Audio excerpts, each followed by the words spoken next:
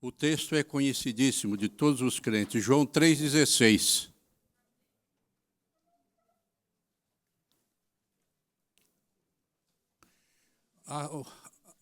Vocês já ouviram isso faz muito tempo. Mas o assunto que eu quero trazer a vocês é o seguinte, o que somos e o que havemos de ser. O que somos, o que havemos de ser. Aqui está escrito que Deus amou o mundo de tal maneira que deu o seu Filho unigênito para que deu o Filho unigênito para quê? É interessante, né? Todo aquele, para quê? Todo aquele que nele crê não pereça, mas tenha a vida eterna. Daí veio a pergunta, o que foi que Deus fez por nós? Nós não só conhecemos a Deus, mas é bom pensarmos o que Ele fez por nós. Vamos para a Bíblia. Eu vou ver diversos textos. Na carta, a primeira carta, o Epístola de Pedro, no capítulo 1, o versículo 18 e 19, talvez você saiba até de cor, está escrito assim, esse Deus que fez isto, que deu o Filho, aqui está escrito, então, o que nós encontramos 1, 18 e 19. Diz, sabendo que não foi com coisas corruptíveis. Foi com isso, não. Agora, veja bem o que ele está dizendo corruptível, o que é prata e ouro corruptível.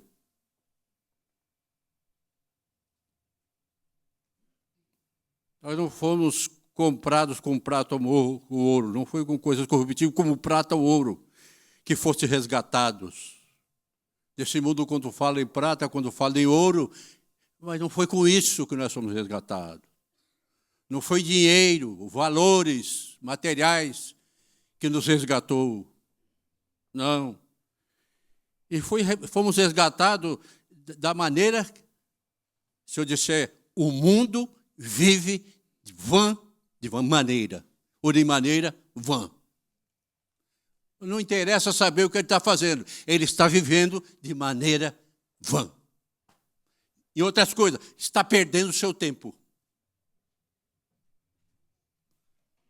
Não é prata e nem ouro e nem viver de maneira vã.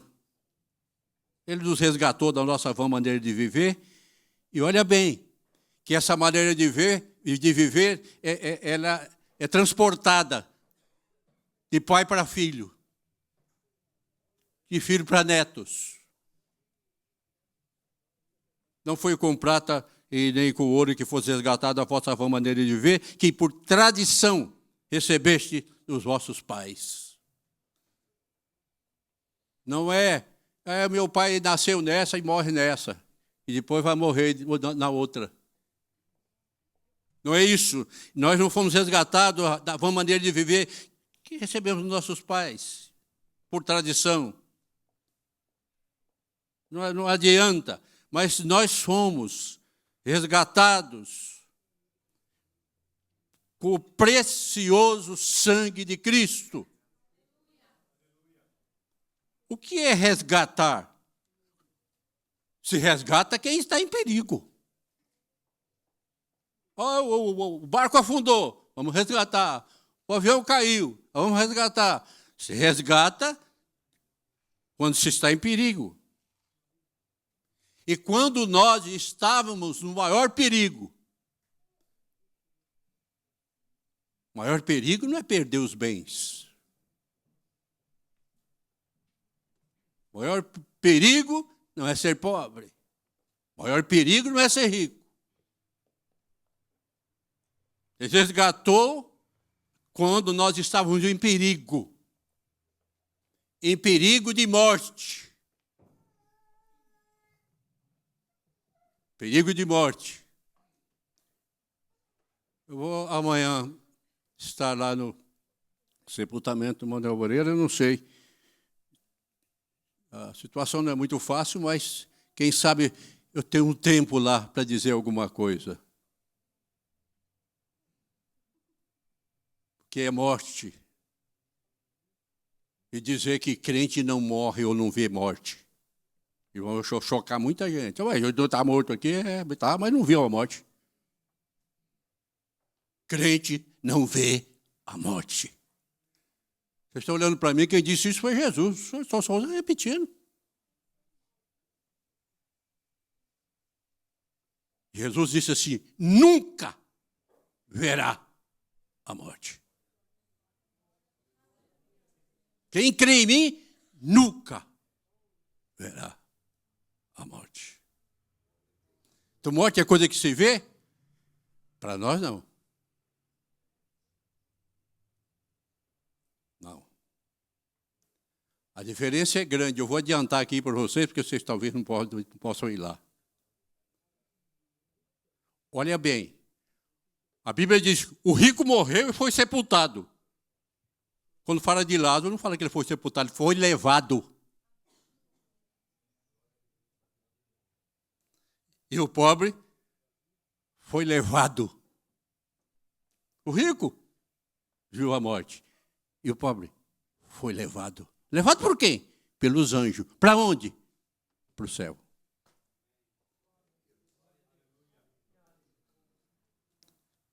Nós estávamos em perigo de morte. E ele vem, o que faz? Nos compra. Ele nos compra. Tira-nos da morte e da vida. A vida que ele me deu foi tirada dele, porque ele morreu para eu viver.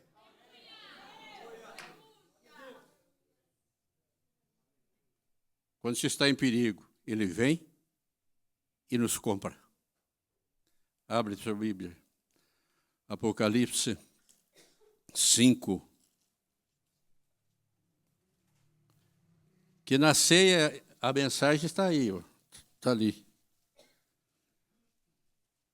Também representada. No capítulo 5, no versículo 9, a parte que eu vou dizer aqui é a parte B.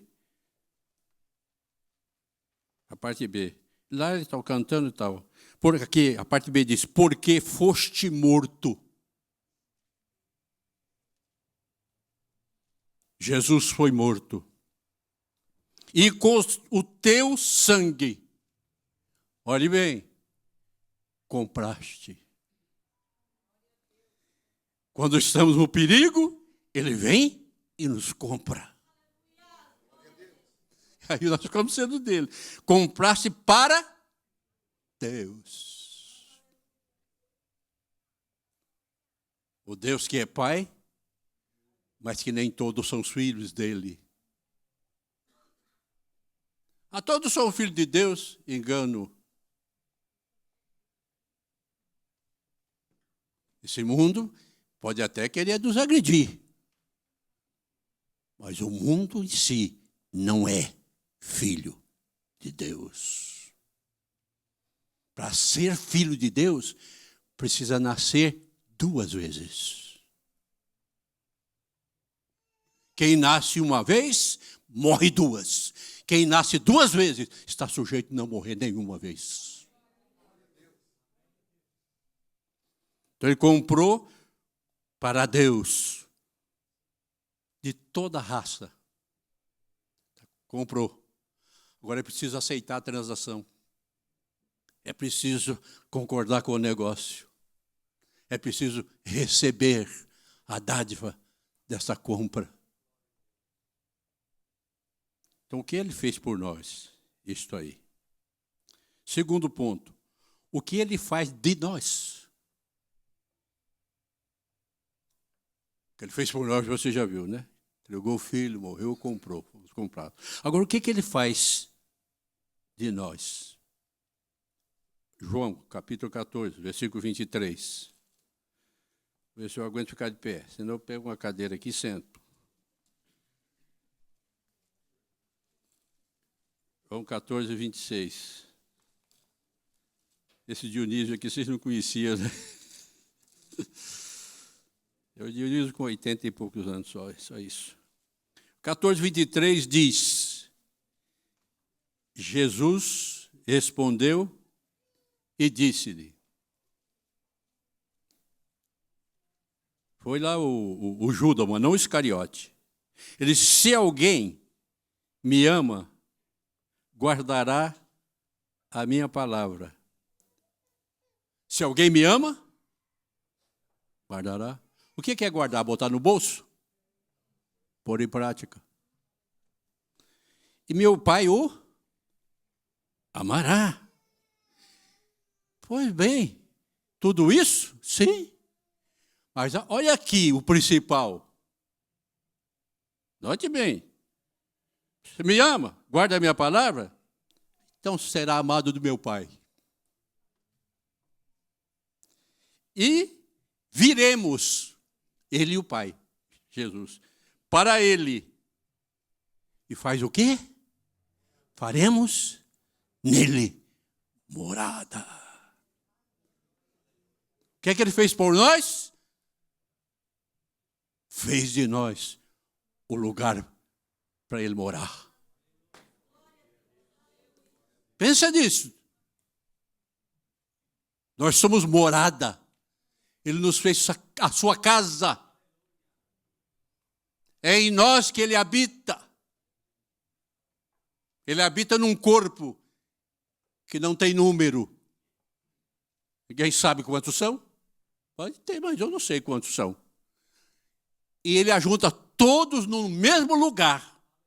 Faz uma casa só, entra e fica. Ninguém tira. Ninguém tira.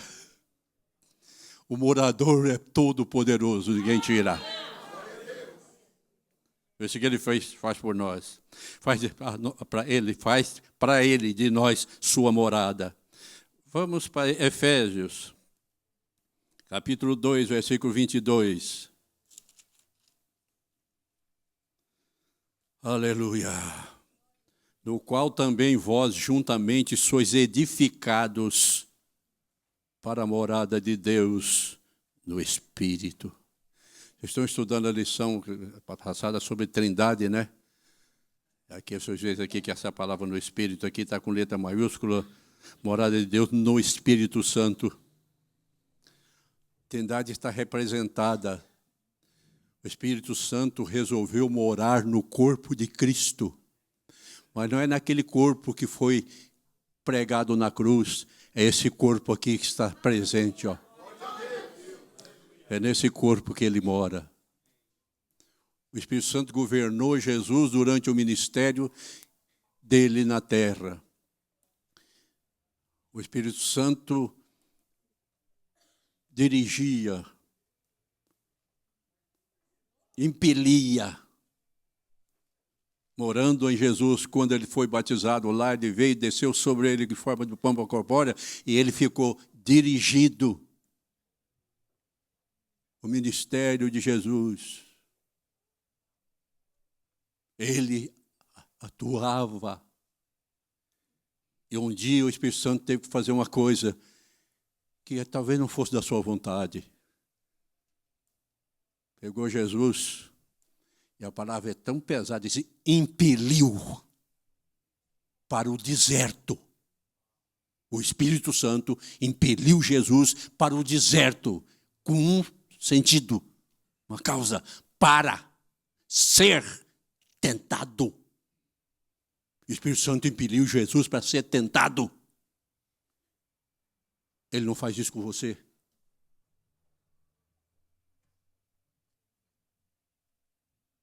Vai ser tentado por quem? Pelo diabo.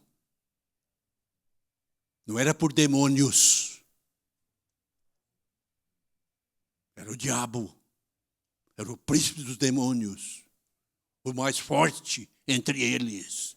O Espírito Santo o impeliu para ser tentado. Ele venceu o diabo e nós o vencemos por causa dele. Ele tentou. Foi aqui não é o primeiro Adão, não, meu filho. Aqui estava o segundo Adão. Aquele você derrubou. Diante desse você cai. Mas ele fez tudo por nós. Resgatou e agora ele faz por nós o que fez em nós. Nós somos sua morada. Eu já li Efésios 2, 22. Já? Já, né? Está vendo como é que está a cabeça? São edificados para a morada de Deus no Espírito.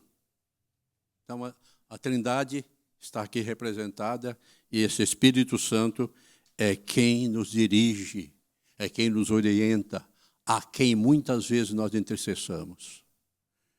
Eu digo a vocês, às vezes eu fico de joelho diante de Deus, não tanto quanto antes.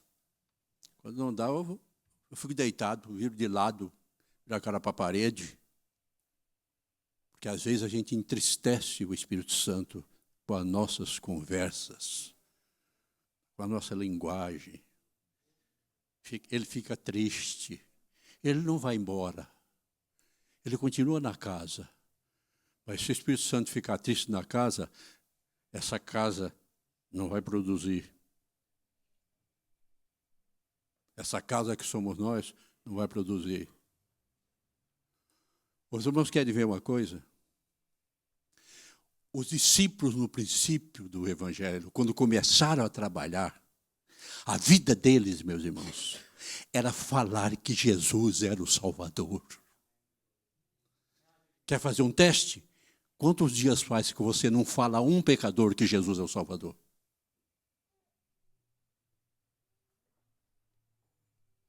O Espírito Santo está alegre? Não, está triste. Recebereis poder ao descer sobre vós o Espírito Santo, e ele os encherá. Descerá sobre vós o Espírito Santo, e recebereis poder para evangelizar, para orar. Ele fez grandes coisas por nós, mas espera que nós correspondamos e às vezes nós falhamos. E quando a gente falha, eu fico triste, porque entristeci o Espírito Santo. E eu peço perdão para ele. Eu chamo ele pelo nome. Mas eu não esqueço de dizer a ele, te entristeci, mas o Senhor é meu consolador. Espírito Santo é o Senhor que me consola. É o Senhor que me defende, o Senhor é o meu advogado. Não me deixa, não. Me perdoa, eu te entristeci. Me ajuda. Aí não demora, a lágrima cai e a língua estranha vem. Ô irmão, é tão gostoso falar de estranho sozinho. Ninguém está vendo. Você apronta, né? Faz uma zoeira lá. Fecha a porta do quarto para não acordar a mulher. Quando ela está com aquela velhinha ali. Mas ele faz coisas por nós, irmão. Não só nos fez, mas o que ele faz de nós. Ele quer fazer que nós sejamos sua testemunha. Não é? Ele quer que sejamos sua testemunha. Olha, veja o Salmo 46. Eu já li João 14, 23 já, né? Salmo 46, versículo 4. Salmo 46, versículo 4. Vamos lá. Santa Ceia, né? Há um rio cujas correntes alegram a cidade de Deus. A cidade de Deus é o santuário das moradas do Altíssimo. Na cidade ela é construída, ela é feita por casas. Ela se torna uma cidade, mas uma casa não é uma cidade. Mas aqui está uma parte da cidade de Deus, porque aqui tem muitas casas. Agora, esse rio, Espírito Santo, é um rio que traz alegria. Não é um rio Tietê imundo. Esse aqui é um rio que traz alegria, limpo, que sacia a sede da alma. Essas correntes alegram. É o santuário de Deus. Ele traz alegria. Deixa o rio correr. Não impeça. Ele quer fazer de nós as testemunhas verdadeiras. Que nós nos tornemos testemunha do Senhor. Eu vou para frente, tá? Falei o que Ele fez por nós, o que Ele faz de nós, sua testemunha. Enche-nos. Ele nos dá condição. Ai, meu Deus, que o rio corra em todas as casas, que transborde. Agora o que Ele faz de nós, agora o que Ele faz em nós. Vamos começar. O que Ele fez por nós. O que Ele faz de nós. E o que Ele faz em nós. Romanos 5, versículo 1.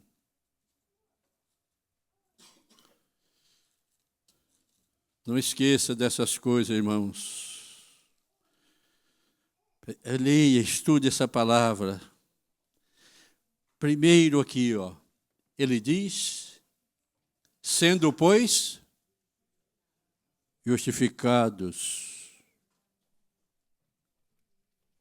Justifica. O que é justificar? Fazer do injusto uma pessoa justa. Nós somos justos, não por nossa própria vontade e capacidade, ou porque somos... Não, Ele nos faz.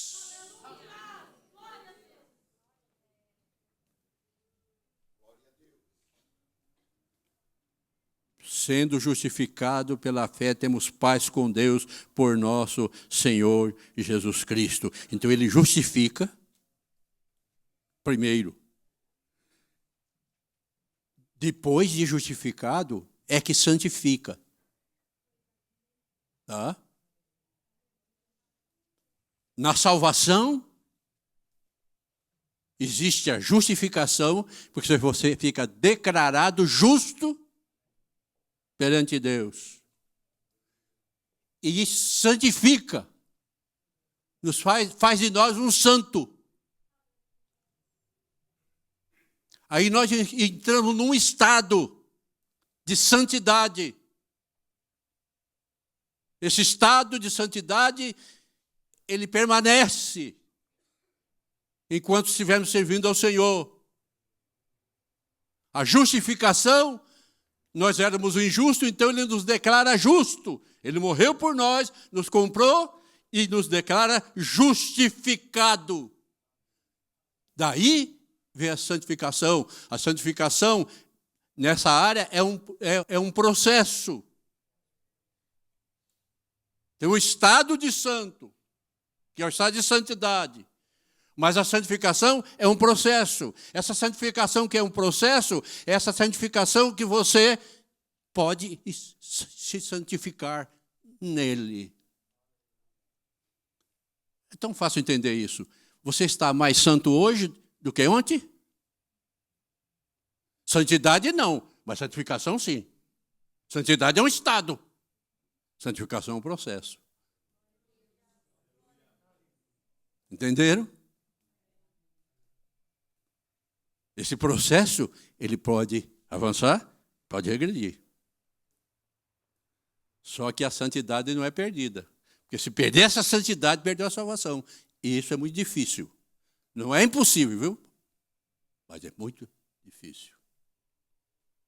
Olhe para o céu. É muito difícil o crente perder essa posição. Porque ela é um estado. Quem é que pode desmanchar o Estado de São Paulo? Só você explodir com ele. Então, nessa vida, a santidade é um Estado. Essa não muda. Se perder, tchau. Pois Jesus deu um aviso, disse, olha aqui, todos os pecados serão perdoados aos homens. Não foi? Mas quem afrontar e pecar contra o Espírito e tirar ele da vida, olha lá, nunca mais. Mas o que ele faz de nós? A sua morada. O que ele faz em nós? Ele nos santifica, ele nos justifica, ele nos santifica. E ele lava, santifica e justifica.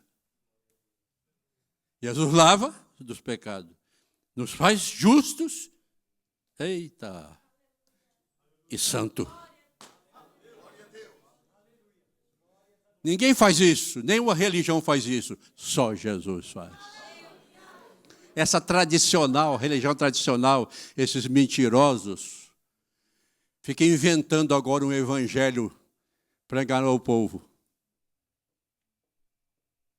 Tem um programa numa televisão que o dia inteiro fala de Jesus, canta um hino, toca. Agora acharam bonito, pega o violão, o acordeon, tocam lá, você pode o dia todo. Mas quando chega lá no fim, e a Cidinha? Pronto. A Cidinha acabou com tudo. Não escapa da idolatria. A idolatria é um pecado que desgraça a vida das pessoas, que afasta as pessoas de Deus. O Deus cria um homem, põe ele num certo lugar, ele até prospera, depois ele vai dobrar o joelho diante de uma estátua, chamando de Deus. Irmãos, a idolatria é um pecado que mata. O idólatra não entra no reino de Deus. Não adianta fazer metade de culto, a outra metade a santinha. O mundo precisa ouvir isso. Esses enganadores mentindo para o povo. Ele justifica, santifica. 1 Coríntios eu já li. Então não li. 1 Coríntios 6:11 não, né? Já? Não. Já? Não. Ele diz aqui, primeira parte, que alguns têm sido, isso é o mal. Mas haveis sido o quê? Lavados. Foi lavado, irmão? Foi. Você pode não ter tomado banho, mas por força foi lavado.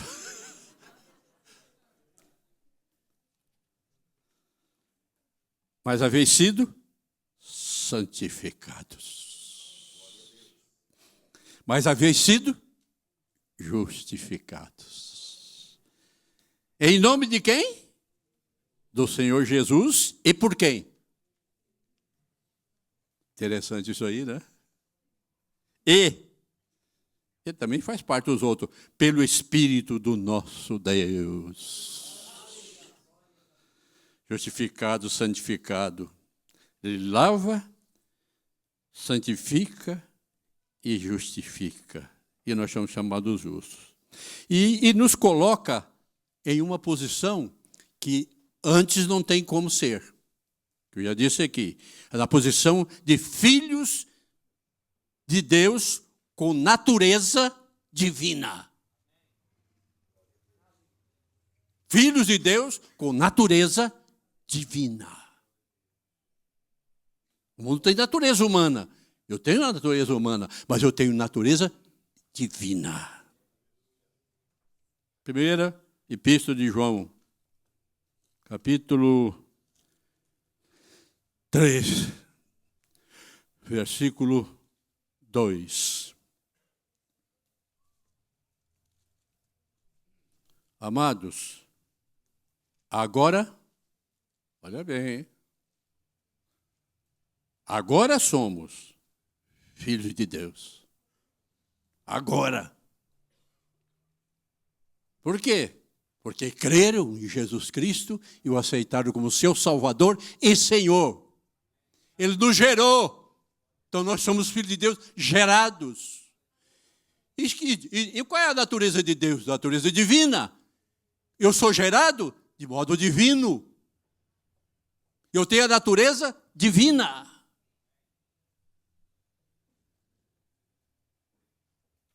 Somos filhos de Deus e não é manifesto o que havemos de ser, mas sabemos que quando Ele se manifestar, seremos semelhantes a Ele, porque assim como é, o veremos.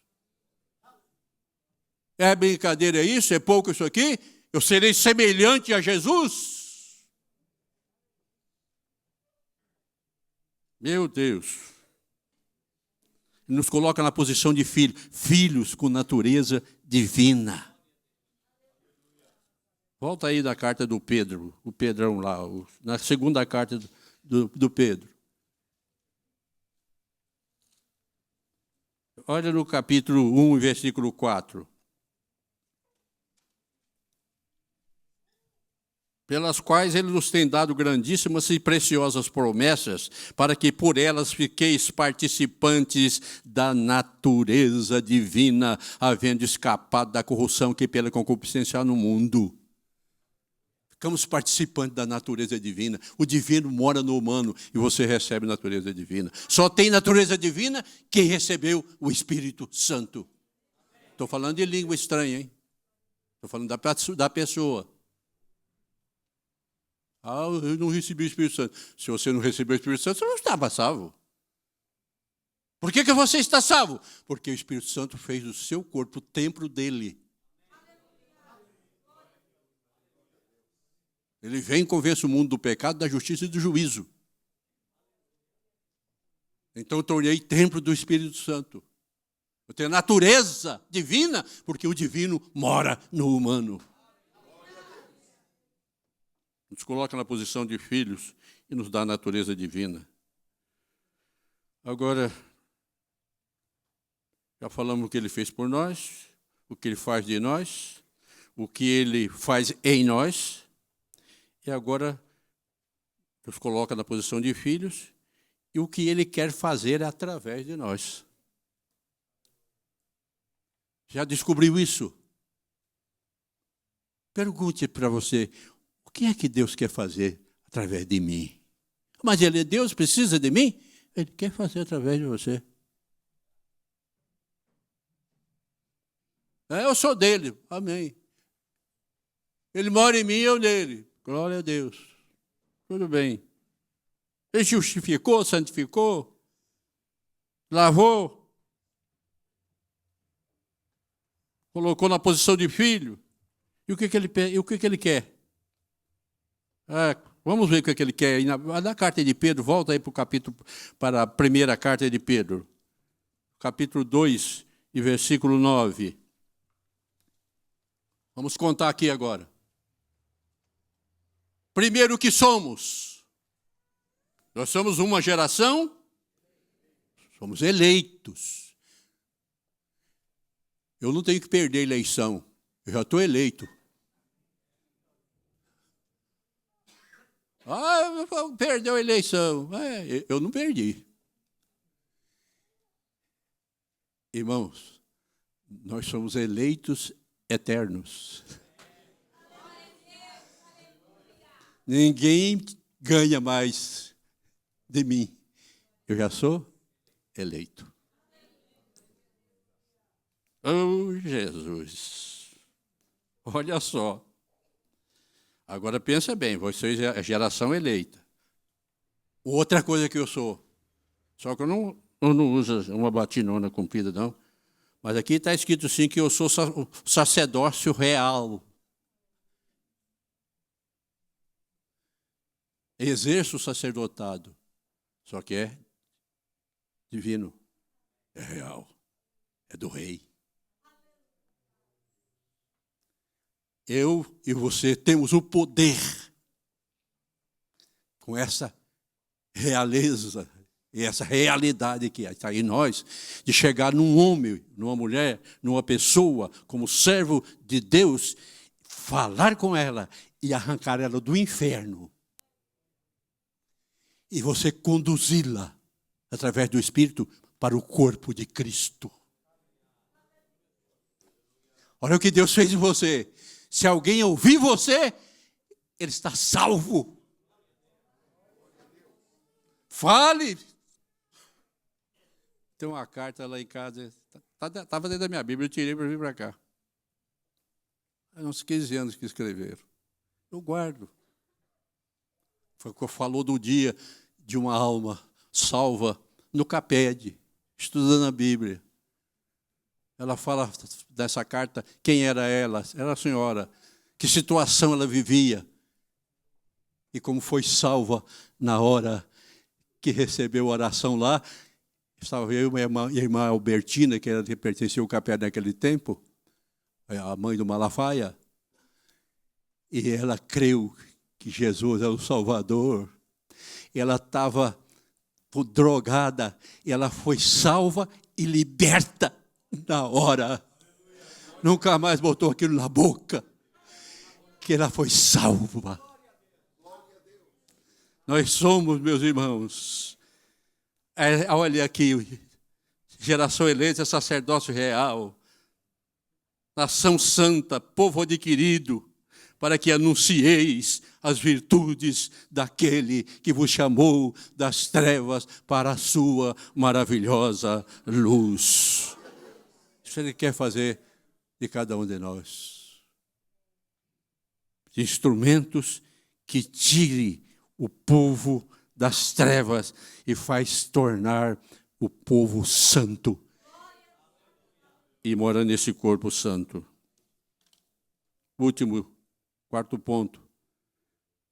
Vou começar aqui, que eu dei as duas partes, eu dou no meio e vocês pegam depois aí. O que ele fez por nós. O que ele faz de nós. O que ele faz em nós. O que ele quer fazer de nós. Que seremos nós? Que seremos nós? Olha que bonito. É lindo isso aqui. Capítulo 3 da primeira carta de João, versículo 2. Eu li isso hoje, fiquei lendo, parei, li de novo, tornei a parar, li outra vez. Olha só o que está escrito aí. Amados. Amados de quem? Pega bem essas palavras, respeita a vírgula. Amados de quem? Estão mudos? Não sabe, não? Amados de Deus. Deus nos amou de tal maneira. Então nós somos amados de Deus. Temos que amar uns aos outros. Mas aqui, amados.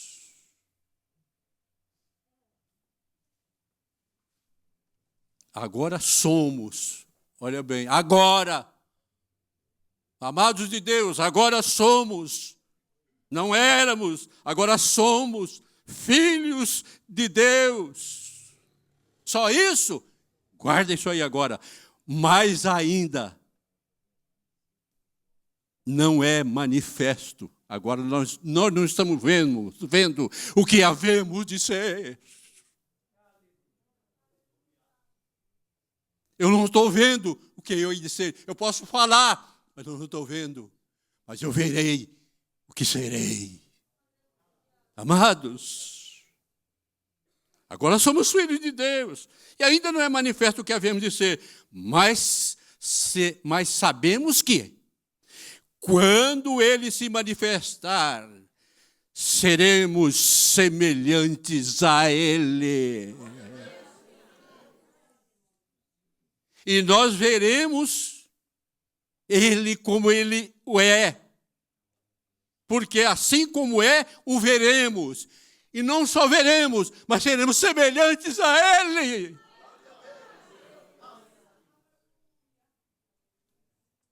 Oh, riqueza. Riqueza eterna. Semelhantes a Ele. Seremos. Olha bem. ser como Jesus é. Seremos semelhante a Ele, porque assim como é, o veremos. Encerrando, escrevi aqui, para tanto, o que nos espera. Colossenses 3.